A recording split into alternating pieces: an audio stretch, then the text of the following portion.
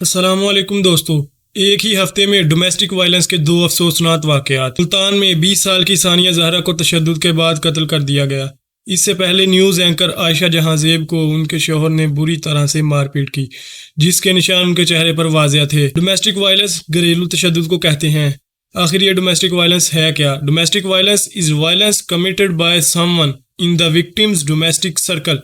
گھریلو تشدد وہ تشدد ہے جو متاثرہ کے گھر میں سے ہی کسی نے کیا ہوتا ہے۔ آخر یہ ڈومیسٹک وائلنس پاکستان میں اتنا زیادہ کیوں بڑھ رہا ہے؟ ان واقعات کا سب سے بڑا سبب ہمارا کلچر ہے۔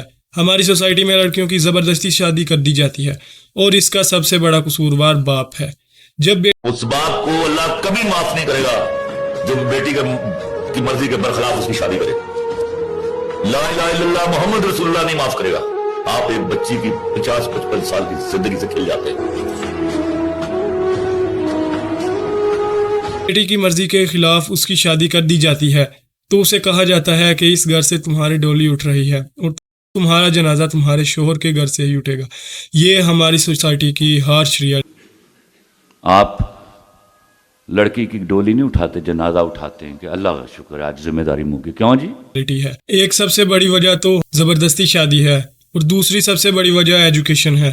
لڑکیوں کو تعلیم نہیں دلائی جاتی ہمارے معاشرے میں، اور جس کی وجہ سے وہ شادی کے بعد کوئی بھی ری ایکشن نہیں لے سکتی۔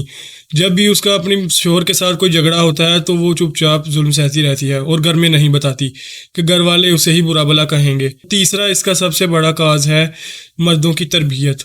مردوں کو بھی یہ نہیں سمجھایا جاتا کہ آپ نے عورتوں کی عزت کرنی ہے اور ان پر تشدد نہیں کرنا۔ اب بات کرتے ہیں ثانیہ زہرا کے کیس کی۔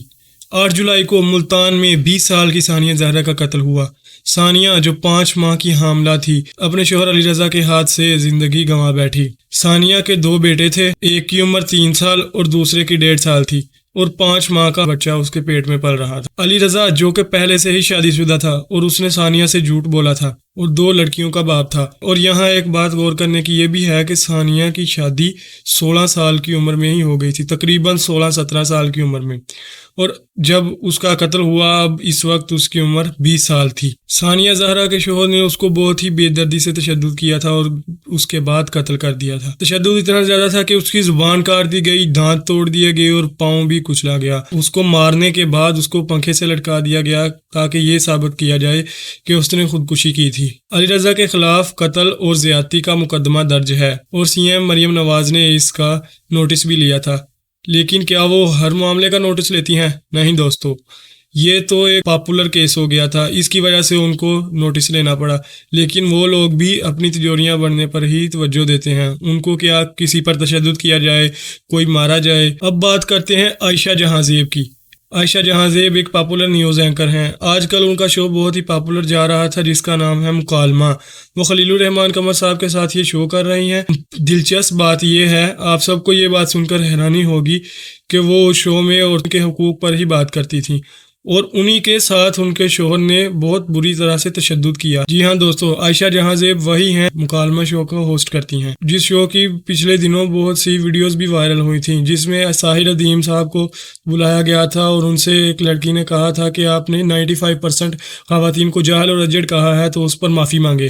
ساحل ادیم نے پھر اس بات پر معافی مانگی کہ میں آپ لوگوں سے معافی مانگتا ہوں کہ ہم اپنی بیٹیوں کو تعلیم دینے میں ناکام رہے ہیں۔ میں اس لیے معافی مانگتا ہوں کہ ہماری بیٹیاں جاہل اور اجڑ ہیں۔ السلام علیکم۔ سب سے پہلے تو سر نے ایک بات کی تھی، انہوں نے 95% خواتین کو جاہل کہا۔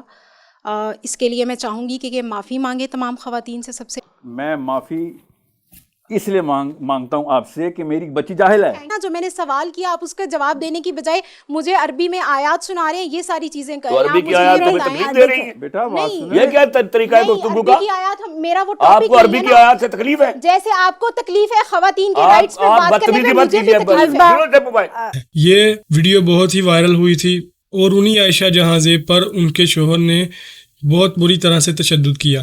اب دونوں کیسز پر قانونی کارروائی شروع ہو گئی ہے، لیکن یہ تو دونوں کیسز بہت پاپولر ہو گئے تھے، تو کیا ہر کیس پر کارروائی شروع ہوتی ہے؟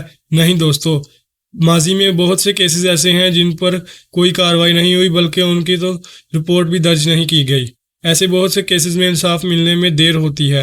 اگر رپورٹ درج بھی ہو جائے تو انصاف ملنے میں بہت دیر ہو جاتی ہے.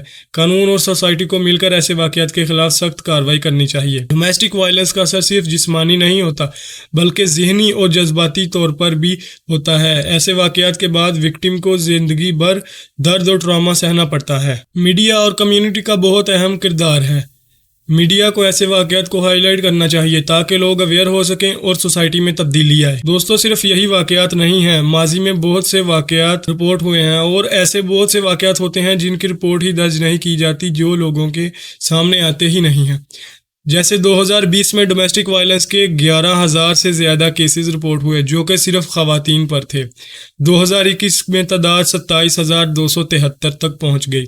2022 میں 34,854 اور 2023 میں 6,624 کیسز رپورٹ ہوئے. یہ تو وہ کیسز ہیں جو رپورٹ ہوئے.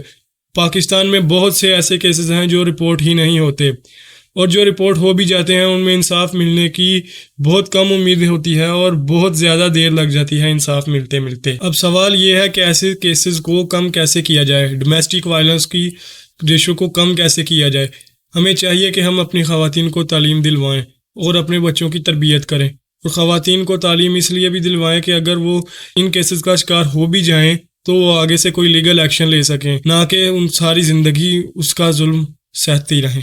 ڈومیسٹک وائلنس کا مسئلہ ہم سب کا مسئلہ ہے. ہمیں مل کر اس کے خلاف آواز اٹھانی ہوگی اور ایسے واقعات کو روکنے کے لیے پریکٹیکل سٹیپس لینے ہوں گے. ثانیہ زہرا اور عائشہ جہاں زیب جیسے ہزاروں عورتیں اس ظلم کا شکار ہوتی ہیں. آئیے مل کر ان کو انصاف دلانے میں اپنا کردار ادا کریں. اگر آپ یا آپ کے پاس کوئی ڈومیسٹک وائلنس کا شکار ہے تو پلیز ہیلپ لائن پر رابطہ کریں اور مدد حاصل کریں. اگر آپ پنجاب میں ہیں تو اس کے لیے ہیلپ لائن ہے 1043. دوستو ایسے ہی سوشل اور پولیٹیکل ایشوز پر بات کرتے رہیں گے. ہمارے چینل کو سبسکرائب کریں، ہمیں سپورٹ کریں تاکہ ایسی ہی ویڈیوز آپ تک پہنچنے میں مدد ملتی رہے. ملتے ہیں ایک نئی ویڈیو کے ساتھ، تب تک کے لیے اللہ حافظ.